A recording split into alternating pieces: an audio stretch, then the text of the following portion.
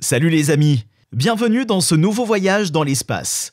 Nous allons découvrir les merveilles de l'univers, de la vie extraterrestre et de la technologie spatiale. Ce voyage nous amènera à comprendre comment l'espace est vital pour notre planète et comment il nous affecte tous. Nous allons explorer les mystères de l'espace et découvrir ce que l'avenir réserve pour l'humanité. Préparez-vous à une aventure épique qui vous fera voyager des profondeurs de l'espace à ses plus hautes altitudes. Alors allons-y! Dans cette vidéo, on parlera des nouveautés en matière de recherche d'accomplissement spatial. On parlera en 1 de la matière noire, en 2 de l'actualité spatiale européenne et en 3 de l'actualité martienne. 1. Matière noire.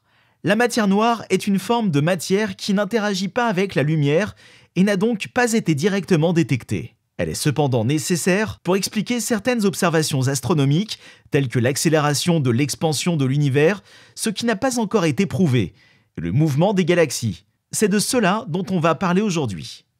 On pense que la matière noire constitue environ 85% de la matière de l'univers et qu'elle est responsable de la formation et de la structure des galaxies.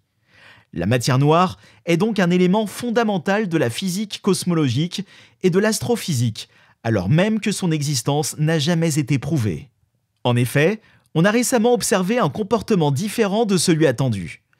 Comme nous le disions, la matière noire a été développée pour expliquer le fait que les étoiles au centre des galaxies gravitent moins vite que celles de la périphérie, ce qui est un non-sens au vu de nos théories. On a donc développé la théorie monde.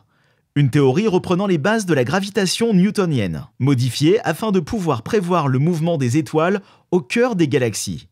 Cette théorie se base sur l'existence de la matière noire capable d'influencer les mouvements des étoiles. Après les expérimentations de cette théorie, on obtient une corrélation étonnante entre la théorie et la pratique. Cependant, il existe un point d'inflexion étonnant qui annule momentanément toute corrélation entre la théorie et les observations. Ainsi, les scientifiques se posent la question de l'existence même de la matière noire au cœur des galaxies, ou du moins son absence à certains endroits. Alors cela ne suffit pas à infirmer l'existence de matière noire pour l'instant. Cependant, il faut noter que celle-ci nous fait pointer du doigt certaines contradictions, actuellement à l'étude dans les laboratoires et les ordinateurs. 2. Ariane 6. Ariane 6 est une fusée réutilisable actuellement en conception par l'ESA pour remplacer Ariane 5. Elle aura deux variantes, Ariane 62 et Ariane 64, et sera équipée du moteur Vinci. L'ESA espère qu'elle permettra à l'Europe de conserver sa position de leader mondial dans le lancement de satellites. La fusée sera également équipée d'un nouveau moteur, le Vinci, conçu pour être plus fiable et plus puissant que les moteurs utilisés sur Ariane 5. Ariane 6 est un projet très important pour l'ESA et l'industrie spatiale européenne. En effet, elle devrait permettre à l'Europe de maintenir sa position de leader mondial dans le lancement de satellites et de prouver sa capacité à réaliser des projets de grande envergure. Or, Ariane a récemment annoncé un nouveau retard dans son lancement en fin 2023. Espérons que cela n'implique pas d'autres retards en chaîne et des défauts de conception. 3. Soyouz. Le Soyouz MS-22 est un lanceur spatial russe développé par Energia Rocket and Space Corporation. Elle est utilisée pour lancer des charges utiles vers des orbites géostationnaires, des orbites basses et des orbites intermédiaires. Il est basé à Kourou. Sur le lanceur Soyouz, le lanceur le plus utilisé au cours des dernières années. La version MS-22 a été mise en service en 2017 et est devenu le lanceur principal de la Fédération de Russie pour le lancement de satellites et d'autres charges utiles. Il est capable de transporter jusqu'à 7 tonnes dans une orbite basse et jusqu'à 4 tonnes dans une orbite géostationnaire. Le lancement est équipé d'un moteur principal et de 4 moteurs auxiliaires qui fournissent une poussée supplémentaire pour les premières étapes de vol. Actuellement, le lanceur est inutilisable dû au conflit russo-ukrainien.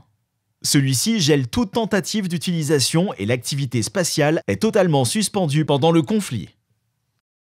4. Vega C plus Space Rider. Le lanceur léger Vega C est un lanceur spatial de la famille Vega, conçu et développé par l'agence spatiale italienne ASI et l'entreprise européenne Arianespace.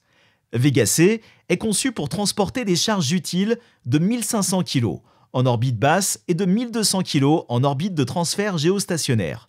Il est équipé d'un moteur principal. La fusée est également dotée d'un étage de séparation qui peut être utilisé pour séparer les charges utiles.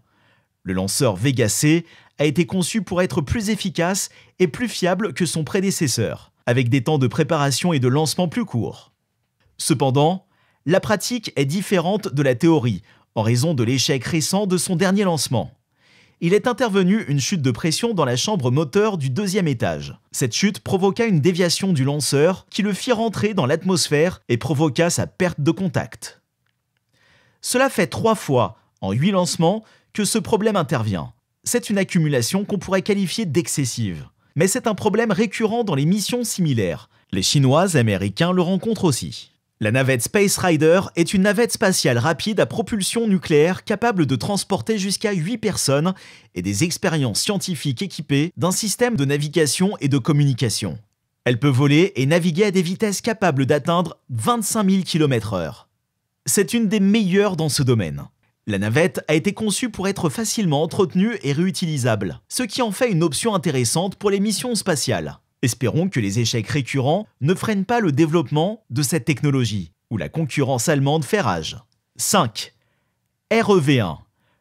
Le lanceur REV1 est un lanceur spatial de petite taille conçu par Rocket Lab, une entreprise spécialisée dans le lancement de petits satellites. Le lanceur est conçu pour lancer des charges utiles de petite taille jusqu'à une altitude de 500 km.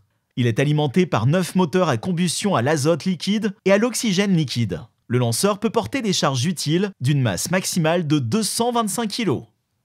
Le lanceur REV1 permet de lancer des satellites abordablement à des coûts modérés. Avec une reconfiguration flexible, lancé avec succès en 2021, il poursuit son développement et il a annoncé que les premiers clients ont déjà été trouvés.